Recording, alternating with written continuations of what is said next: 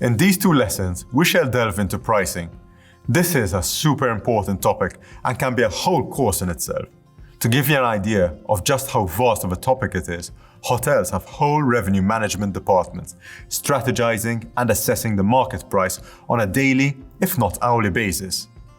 For the purpose and scope of this course, I shall be introducing you to the foundations of pricing and getting you to a level where you can take the right decisions.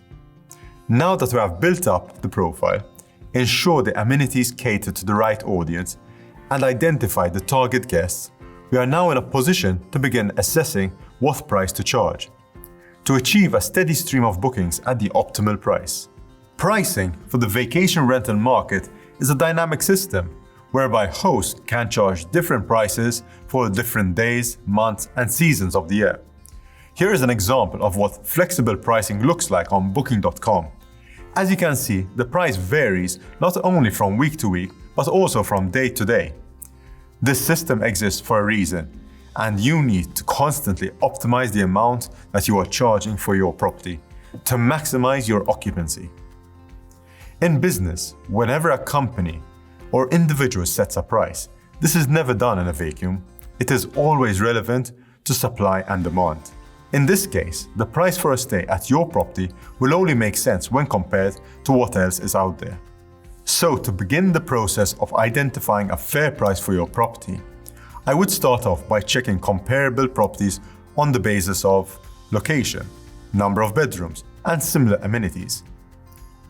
Next up, you need to assess what is special about your property. Is it a 400-year-old building? Cultural tourists will want to know that. Is your property in a business area? Someone traveling for business would definitely expect a strong Wi-Fi connection. How near is the nightlife hotspot? Do remember that a lot of potential guests will be making use of the map feature to search for properties that are similar to yours. I am now going to show you how you can create a wish list of similar properties to quickly compare pricing. The first thing you need to do is identify a number of properties that are similar to your own. To do this, sign into your account and go to the main page of the OTA. Pick a location that matches yours, a random date and the number of guests your property can take, and hit search. Go through the properties displayed, and when you have located your first competitor, click on the heart icon. This will allow you to either save that property to an already existing list, or by clicking on Create a New List, add it to a new one. Choose an appropriate name, in this case, Competition, and hit Create. And there you have it, your wish list. Once the wish list is created, return to the previous list of displayed properties to add another property to your list of competitors.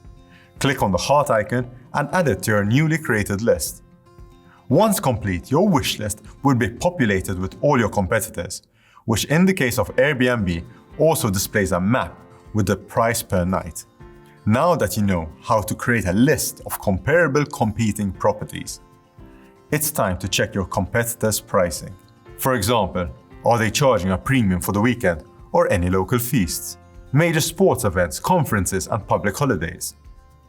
In addition to this, some larger properties may be charging a base rate for 2 persons and, for example, an extra €35 per night for additional persons.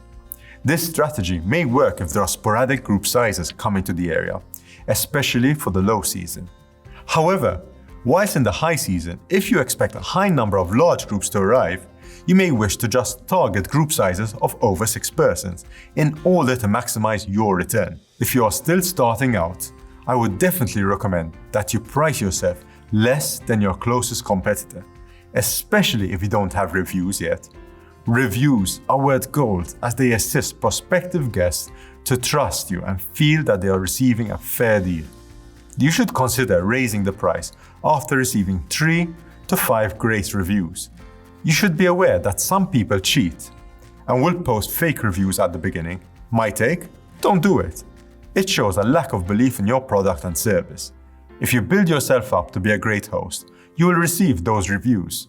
Also, in the first 2 weeks, It is known that many booking engine algorithms boost new profiles, and thus I would recommend achieving as many reservations as possible in this period for the forthcoming 6 weeks, to build up as many reviews as quickly as possible.